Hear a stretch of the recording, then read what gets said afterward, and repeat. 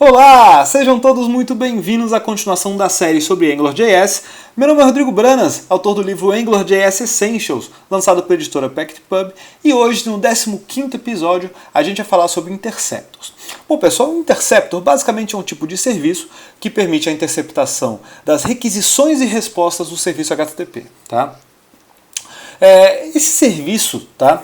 Ele surgiu como um recurso do Angular na versão 1.1.4. Eu já trabalho com Angular há muito tempo e eu me lembro que na versão 1.0, como não tinha esse recurso disponível, a gente tinha que duplicar muito código, né, para tratar cenários como, por exemplo, um retorno de status code 401, 404, 403, né, que vem para indicar de repente que o usuário ou não tem autorização a requisitar um determinado tipo de recurso, ou ele não está autenticado, ou ele tentou invocar alguma coisa que não existe, ou mesmo, né, um erro inesperado como um 500, e aí todo esse tratamento ficava distribuído na aplicação, né? Então em cada requisição a gente tinha que tratar, né, a ocorrência de um determinado tipo de erro diversas vezes. E aí, a partir do momento que o Interceptor virou um recurso padrão do framework, eu lembro que isso melhorou bastante. Tá? E hoje eu não imagino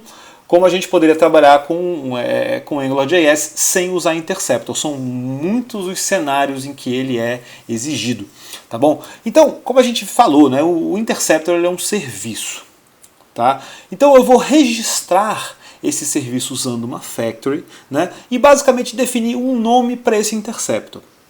Pessoal, como toda factory, você sabe que o framework invoca essa factory, né, e a disponibiliza, né, como injeção de dependência. Então, como ele invoca, eu vou fazer um return de um objeto. Tá certo? A gente abordou bastante essas diferenças de service, factory, provider, né, no episódio que fala sobre serviços, e eu recomendo que você assista, caso ainda não tenha assistido. Tá?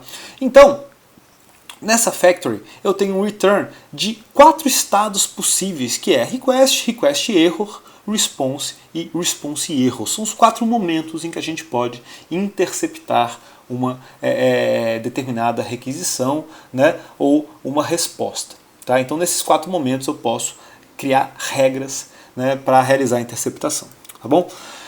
Bom, não basta, tá, só criar essa factory. Você sabe que se eu apenas criar uma factory como essa, né, eu vou ter ela disponível para injeção, mas ela não vira um interceptor automaticamente. Tá? Para isso, eu vou ter que realizar a configuração, né, do provider do serviço HTTP.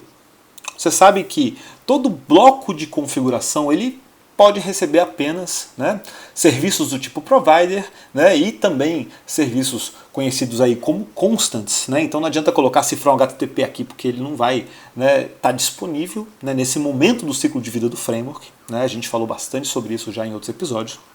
E aí, uma vez importado, né, o cifrão HTTP provider, eu posso, né, interagir com esse array chamado interceptors, fazendo um push do nome de cada interceptor que eu queira ativar. Tá bom? Então eu posso ter vários, né? Então a gente pode fazer essa configuração toda num lugar só, tá? Vamos mostrar isso aí em detalhes. Para começar, eu vou mostrar um interceptor que eu uso bastante nos sistemas que eu desenvolvo, né? E ele tem um papel interessante no que tange a questão de burlar mecanismos de cache. Todo mundo que já trabalhou bastante, né, desenvolvendo sistemas baseados em front-end, que realizam muitas chamadas HTTP, muitas delas parecidas, já deve ter tido algum tipo de problema com cache. Do tipo assim, ó, eu estou trabalhando no sistema, de repente eu insiro um determinado tipo de recurso, quando eu vou listar ele não aparece, né, porque está com dado cacheado. E essa cache, claro que a gente pode trabalhar com alguns tipos de headers nas nossas requisições, respostas, para tentar indicar para o navegador que ele deve assumir um tipo de comportamento, né, em que ele deve evitar realizar cache, só que o problema é que nem sempre essa cache é realizada pelo navegador. Pode estar na tua rede interna, que muitas vezes é proveniente de um proxy ou algum outro tipo de dispositivo. Eu já vi acontecer até problemas em relação aos próprios provedores, né, que porventura tenham ligado a algum tipo de dispositivo mais agressivo para a realização de cache. Então, com esse tipo de interceptor, a gente pode marcar as requisições e deixá-las umas diferentes das outras por meio de um parâmetro na query string. Tá? É bem simples, na verdade é um processo até bem rudimentar, mas que nos ajuda bastante. Tá? Então, vou chamar isso de timestamp interceptor. Então vamos lá. Bom, vamos colocar isso aqui na nossa aplicação de lista telefônica. Você sabe que essa aplicação está rodando, né, com uma API desde, né, do episódio em que a gente integrou com o back-end. Tá? Então, repara só, lá no GitHub eu tenho tantos episódios, né, separados por números, né, pasta a pasta, com todas as modificações feitas, né, de uma forma bem construtiva, né, desde o início. E também tem uma pasta que é o AngularJS API. Tá? E esse AngularJS API ele vai trazer para a gente, olha só, esse código da API que basicamente está usando Node.js. Não é o objetivo dessa série, então a gente já tem uma série ativa de Node.js em que a gente aborda, né, esse tipo de conteúdo. Tá bom? Basicamente, esse Server.js ele vai abrir uma API numa porta específica que é a 3412 e aí fornecer alguns serviços como /contatos, contato/id, né, post em contatos, get em operadoras, tá bom? Então essa é a API que a gente vai usar integrada na nossa aplicação, tá? Então ela está aí respondendo, né? Beleza. Então eu vou entrar aqui na pasta JS e eu vou criar um diretório chamado interceptors, tá? Dentro desse diretório interceptors, eu vou criar um arquivo chamado timestamp interceptor.js, tá bom? E é nesse timestamp interceptor.js, eu costumo separar bastante isso por estereótipo, mas você pode seguir a estrutura, né, aí do seu projeto que você tenha definido, tá? Então você sabe que a gente vai localizar um módulo chamado lista telefônica, né, que é o módulo da aplicação. Eu vou registrar uma factory chamada timestamp interceptor, ok? E aí, seguido de uma função, que é a função invocada, né, pelo Angular no momento da injeção.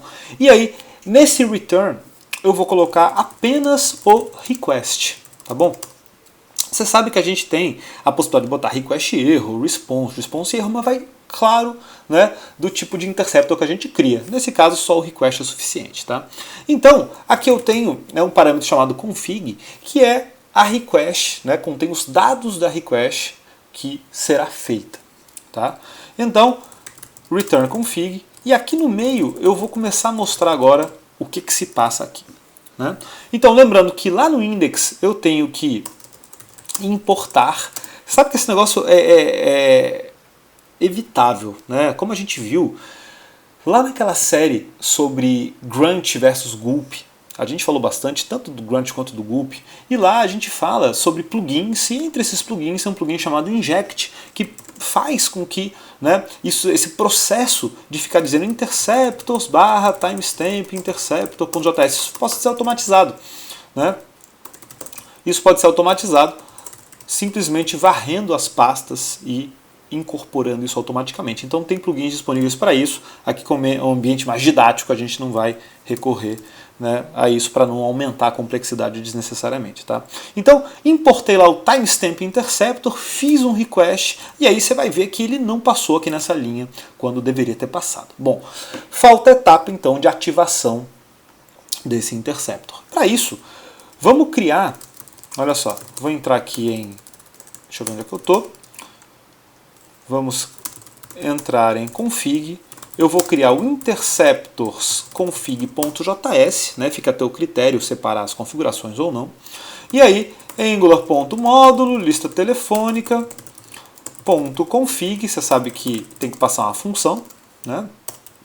E aí, aqui eu vou colocar o HTTP provider, tá? Vamos ver o que tem nesse HTTP provider. E aí, antes disso, eu tenho que, de novo, importar o arquivo. Olha lá. JS config interceptors config.js, né? Tudo certo, fiz o meu refresh. Olha só, entre algumas outras coisas, eu tenho esse array de interceptors que está vazio. Então, para ativar um determinado tipo de interceptor, eu tenho que fazer, ó, http provider.interceptors.push, lembrando que a gente falou bastante sobre o push na série Desvendando a Linguagem JavaScript, episódio de arrays, né? E aí eu digo o nome do interceptor, nesse caso timestamp interceptor. Fechou. Bom, vamos lá. Vou fazer um refresh agora. Olha só. Tá vendo aqui que apareceram 4 requisições, quando na verdade você só está vendo 2, né? Mas veja bem, eu tenho aqui um include do footer HTML. Então isso é uma requisição. Tá? Na sequência eu tenho contatos, eu tenho operadoras. Para facilitar, eu vou mostrar. Posso fechar isso aqui, posso fechar isso aqui. Vou mostrar só a URL, tá? Só ficar mais simples. Então, tá vendo? Eu fiz 4 requisições, footer e contatos, para includes. Né? Um include, o outro é o include do roteamento, né? Que é essa view aqui. E o outro é operadoras e contatos. Tá? Só vai me interessar interagir com esses dois aqui do meio, né? Que é operadoras e contatos. Por conta disso, eu posso fazer o seguinte. Vamos colocar isso numa variável, eu posso fazer assim. Como é que a gente faz para ver se uma string, nesse caso URL, contém a palavra view? Eu quero evitar, porque a view para mim não interessa, porque a view pode ser cacheada. Então não me interessa marcar a view. Né? Então, se não tem contains, né? Então se tem index of view maior que -1, ou seja, tem mesmo, né? Return config. Então aborta nesse ponto. Se não, passa nessa linha. Né? Vamos ver, deixa eu tirar aqui deixa só o URL, fica mais legal. Tá vendo que eu já consegui interceptar agora só essas 2 URLs? Bom, agora vamos fazer a marcação. Né? Então, config.url é igual a URL que eu acabei de extrair, mas claro que no teu cenário você vai ter que analisar se você já tem query string, se não tem, né? Porque senão você vai botar uma interrogação a mais e não vai dar muito certo. E aí, vou colocar o parâmetro timestamp, lembrando que podia ser x, y, no cache, tanto faz, porque esse parâmetro ele não faz nada no back-end, ele só serve para ajudar a burlar mecanismos de cache que porventura existam, né? E aí você pode, por exemplo, fazer newDate.getTime, para pegar o tempo em milissegundos, né? Beleza. Refresh. Tá vendo, pessoal? Tá vendo como cada requisição que eu estou fazendo agora está saindo já com uma marcação que a diferencia uma das outras? Primeiro contato saiu com esse, segundo contato saiu com outra. Tá vendo que elas são diferentes? Então isso sim ajuda a burlar mecanismos de cache junto com possíveis headers que você queira utilizar. Tá bom? Então esse é um dos exemplos legais de interceptor. Eu particularmente utilizo bastante. Tá? Vou falar um pouquinho então de um interceptor de erro. Né? Como eu vinha falando, era muito normal que antigamente a gente tivesse que duplicar muito código na aplicação para ter que ficar tratando. Voltou um 401, então manda o cara para a tela de login. Voltou um 404, manda o cara para a tela de erro. Voltou um 500. Então, esse tipo de tratamento pode ser concentrado com o uso de interceptors. Tá bom? Então, para começar, eu vou criar, né, aqui no meu route config, você sabe que você não precisa usar todos esses parâmetros aqui de configuração, você pode usar menos. Né? Eu vou criar o /error, né, eu vou concentrar tudo num lugar só. Né? E vai para a view de error. Né? Vou usar controller? Não. Vou usar resolve? Também não. Só isso aqui que eu vou precisar. Tá bom? Então eu vou criar uma rota de erro bem específica. Tá certo? Vou entrar aqui, deixa eu ver onde é que eu estou. Vou entrar em view, vou criar aqui error.html, tá? E aqui em error.html eu vou colocar lá a minha class Jumbotron e aqui eu vou escrever o seguinte, de repente um H3, não foi possível processar a sua solicitação. Né? Só isso. Vamos testar isso. Vou colocar error aqui em cima. Tá bom? Legal. Para simular um erro agora, né, você vai ver que na nossa API tem lá o /contatos /1, /contatos /2. Agora, não tem 4. Né, só tem 3 cadastrados lá. Né? Se eu chamar o 4, tá vendo que cai num 404 aqui? Então, vamos simular esse erro. Você está vendo que eu estou clicando em Bruno, Sandra, Mariana, está dando tudo certo, né? Eu vou burlar a aplicação só por um minuto e vou falar para ela fazer o seguinte, ó. Contato.id mais 1. Você vai ver que só isso vai ser suficiente para burlar. Ó, 2, 3, 4. Tá vendo que o comportamento do Angular frente a uma rejeição é não rotear? Ele me manteve na mesma tela, né? Então, ele caiu aqui, né, no detalhes contato, mandou chamar o contato, deu erro, travou aqui. Não fez mais nada, né? Bom, nesse caso, é aqui que eu quero encaminhar para uma tela de erro. Tá? Então, vamos escrever esse interceptor e fazer isso acontecer. Tá? Vamos criar, então, o nosso JS, interceptor, error interceptor.js. Tá? Vou configurar aqui também, error interceptor. Né? Vamos aqui e vamos fazer o seguinte, Angular módulo lista telefônica, ponto factory, error interceptor. Como eu vou pegar o response, eu vou incluir aqui o cifrão Q. Tá? O cifrão Q, pessoal, é a implementação do Angular para o padrão Promise Defer. Quem está acostumado a trabalhar com Node sabe que existem outros, Q, When, Bluebird, tem vários. Tá? Então o Q é o do Angular. Eu vou usar só para rejeitar, né, a promise que foi feita. Tá bom? Então, return. E aqui, deixa eu mostrar pelo slide que fica mais legal. Criei o meu error interceptor. Vou fazer um return de response error. Só de response error, porque é só o momento em que eu quero realizar a interceptação. E aí, desse ponto aqui, eu vou identificar que esse rejection aqui veio com status 401, 404, 500, para eu poder tomar uma ação. Tá? Então, antes disso, eu vou te mostrar o que tem ali. Response error, function rejection. Né? Legal. Return. Agora, aqui eu estou reforçando. Realmente foi rejeitado. Então, ela já seria rejeitada naturalmente. O default do Angular seria rejeitar caso não seja 200 o retorno. Nesse caso foi 401. Então, seria rejeitado. Né? Aqui, se a gente for ver, estava já sendo rejeitado. Tá vendo? Já foi rejeitado. E aí, vamos fazer isso. Ponto rejection. Tá? Depois a gente faz um episódio falando só sobre promises. Certo? Legal. Console.log rejection. Vamos ver o que está acontecendo aqui nessa rejeição. Tá? Bom, não pode esquecer de vir aqui no index, né, e colocar também o error interceptor. Error interceptor. Fazendo refresh, né, você vê que ele reclamou deste ponto e vírgula aqui.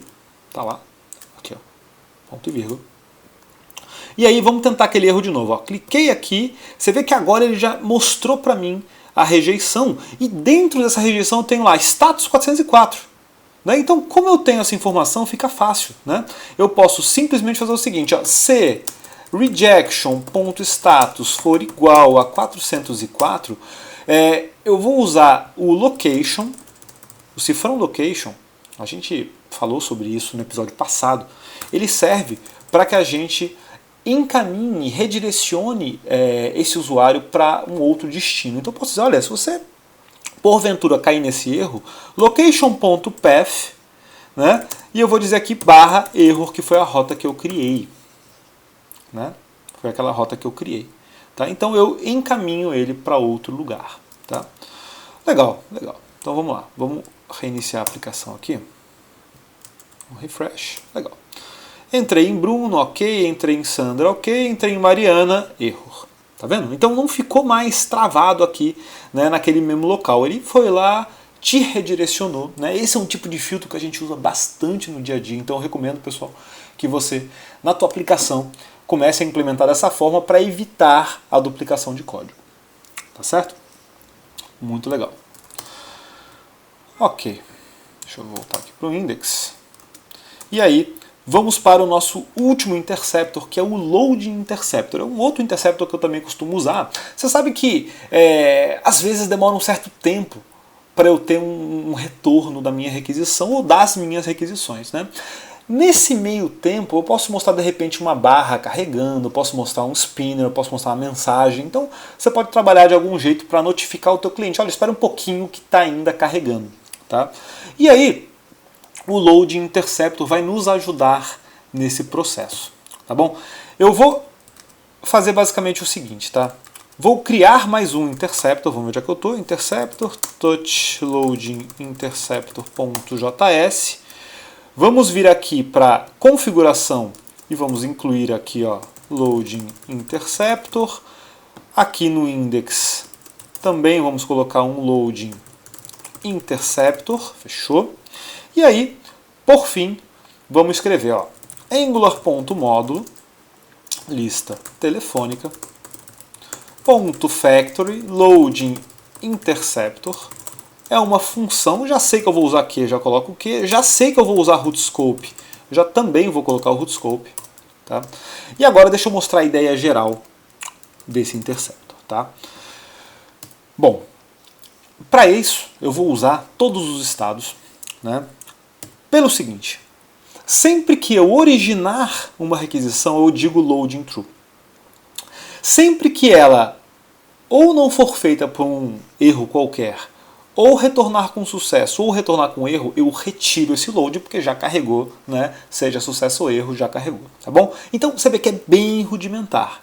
Né? Você pode incrementar isso contando o número de requisições, esperando todas serem completadas, né? Fazendo de uma forma um pouquinho mais robusta, mas para fins didáticos. Né? Esse é um tipo de load interceptor mais simples e mais objetivo.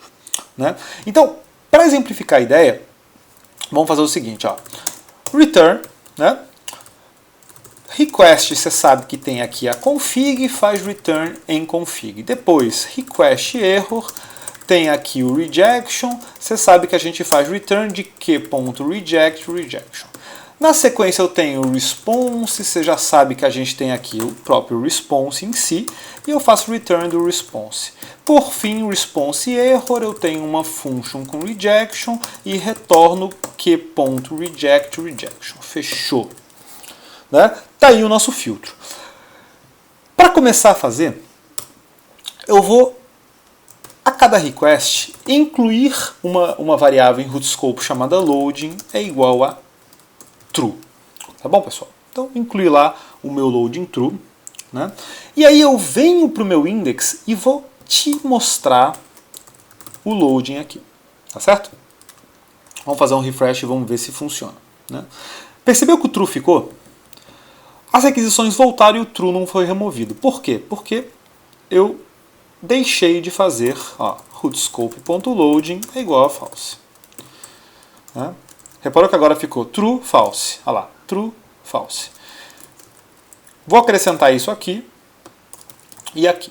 Só que está muito rápido. Então eu vou botar um timeout. Falamos bastante sobre timeout na série sobre Node.js, né, episódio sobre timers. O timeout serve para a gente, na verdade ele é análogo ao set timeout, serve para a gente agendar no futuro a execução, né, de uma determinada função, nesse caso 2 segundos no futuro, eu vou tirar o loading, propositalmente para dar um tempinho, olha só que legal, true, olha lá, false, ó, true, false, só para a gente poder mostrar um efeito, né, do carregando. Né? Agora você já sabe que eu posso esconder uma quantidade de elementos usando o ng-hide. Ele basicamente vai interagir com a propriedade display, levando-a para none. Né? Ó, então, esconda-se loading. Olha que legal. Só isso aqui já vai dar um efeito. Ó. A aplicação sumiu, terminou de carregar, 2 segundos depois voltou. Né? Então, se eu clicar aqui, ó, sumiu e voltou. Né? Tá até meio lenta, né? Sumiu e voltou. Bom, para notificar o usuário agora, eu posso fazer o seguinte, ó. ng-show é igual a loading, olha lá, loading. E aqui eu poderia colocar de repente um H5 carregando. Por favor, aguarde, né? H5, fechou. E aí, de repente, a gente pode, né, colocar isso, ó, div, opa, posso botar aqui mesmo, ó. Class Jumbotron, só para manter o nosso layout. Né? Ó. Nada impede que você coloque uma barra carregando, um spinner, dá para fazer de várias formas diferentes, né? Mas tá vendo, pessoal?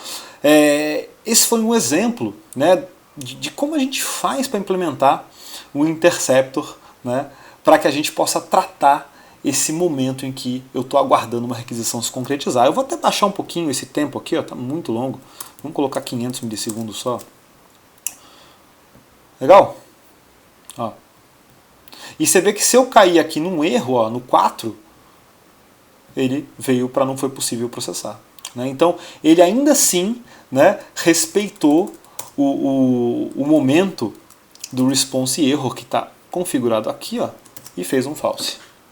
Tá bom? Legal, então a gente viu 3 implementações de interceptors. Eu tenho certeza que aí no seu cenário você vai ter outras também, né? Mais pra frente a gente vai ter uma série que fala só sobre segurança na web, e lá vamos falar sobre tokens, autenticação baseada em tokens, e aí eu vou mostrar também, né, um interceptor em que para cada requisição eu vou no meu local storage, acesso, pego a informação do meu token e incluo nas requisições. No fim, ficaria até bem similar ao timestamp interceptor. A diferença é que eu mexo nos headers e incluo tokens, né, para que eu me mantenha autenticado sob a ótica do back-end. Tá bom, pessoal? Show de bola. Obrigado por assistir mais uma vez. Né? Se você quiser acessar esse código fonte, ele vai estar disponível lá no nosso GitHub, assim como os slides também estarão no SlideShare, tá bom? Não deixe de assinar o nosso canal, só assim, né, você, além de apoiar, né, as nossas séries, episódios, você vai ficar sabendo de todas as novidades em primeiríssima mão, tá bom? Também, se tiver interesse, siga no Twitter, @RodrigoBranas, eu também divulgo bastante coisa relacionada a novas séries que vão vindo por aí, né, ideias que vão surgindo, tá bom? Links interessantes sobre conteúdos, principalmente de JavaScript, né, de web, tá bom?